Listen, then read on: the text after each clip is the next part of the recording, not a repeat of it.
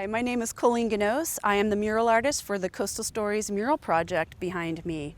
This mural was commissioned by the Guadalupe Dune Center in collaboration with the California Coastal Conservancy. The mission was to capture the voices that don't typically get to tell the history of a community. So I created this mural to depict the cultures that shape the community of Guadalupe, from the Chumash all the way to the Mixtec population. And I spent about 6 months doing a lot of research in collaboration with Chachi Ramirez, who was a documentarian who interviewed a lot of people from the community of Guadalupe. I made a few trips down to the Chumash Indian Museum to study the Chumash culture and work with the culture bearer down there, as well as some community members from Guadalupe of Chumash ancestry. So with all this research that I did, I compiled about 2 to 3 sketches, scale renderings, telling the story. And I sent that up for approval, and we did quite a few changes, I think ending up with about 7 or 8 sketches. And with these sketches, I made them to scale on a material called polytab, which is like parachute cloth, which I painted in my studio. Painting here on site would have probably taken about 6 weeks, and the conditions are not ideal. So I ended up painting it in my studio. So I gridded it out, 1-foot square grids, and painted it in there, and then had a crew help me apply it to the wall. We had to do a lot of wall prep, a lot of cleaning, worked with the city of Guadalupe to get it cleaned up, and applied it in 5 by 6 foot sections to the wall, which is basically rolling on this gel medium that dissolves the cellulose that's in the material and bonds it to the wall permanently. So, and that's what you have right here. So we're going to talk about the mural in a few different segments, and it functions almost as a timeline. And on this section, this is where I chose to depict the first people that were recorded here, which would have been the village of Amuwun for the Chumash. And in this section, I have my dancers doing the Barracuda dance. And dance was a way to connect with the ancestors and to celebrate and to tell stories. The arbor glyph that's located in here was found on a tree not about 30 miles from here, and community members were instrumental in decoding this arbor glyph, which is actually a calendar, a sophisticated calendar that indicates the spring equinox, the summer solstice, the winter solstice, which were big celebration days for the Chumash.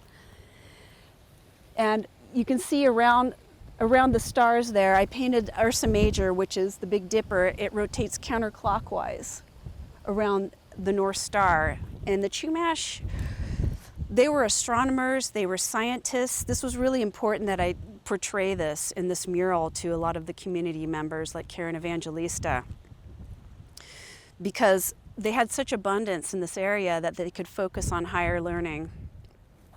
I painted in medicinal plants that were very important, some of the food source.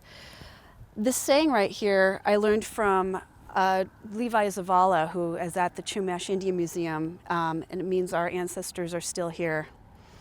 Here's the datura plant, which the shaman used a lot for seeing visions. And then I chose to paint in peregrine falcon and the grizzly bear. One thing that I learned was that there were no black bears in California. It was all grizzly bears.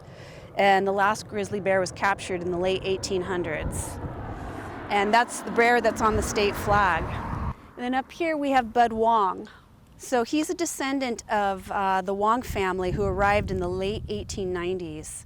And they went on to open Chicago Chop Suey, which you can still see the facade in downtown Guadalupe, known for the best Chinese food around, but the restaurant unfortunately closed in 1998.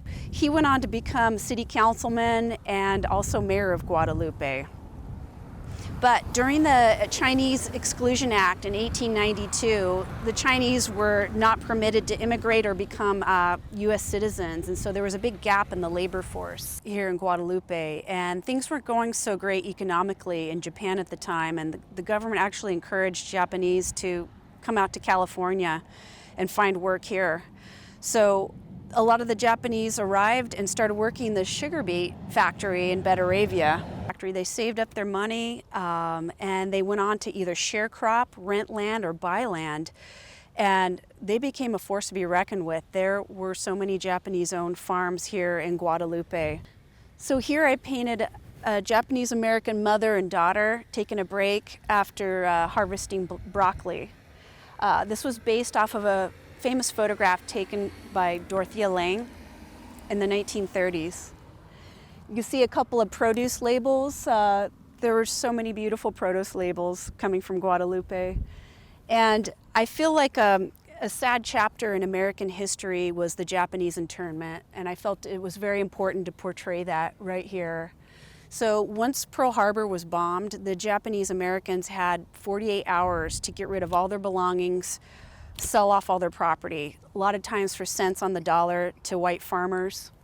Many of the Japanese farmers signed over their land to the Puritan Ice Company in trust with the expectation that they would get the land back when they returned from camp, only to find out that they did not get their land returned to them.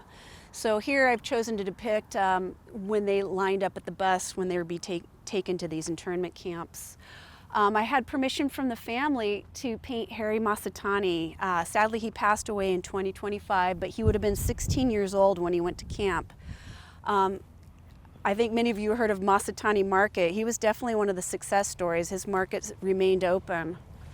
And he just passed away in his 90s. Another big part of the labor force in the early 1900s was the Filipino community.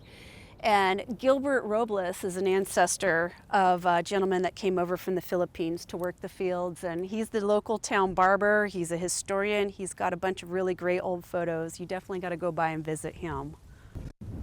One of the families I chose to portray was the Harris family. And here we have Joe Harris.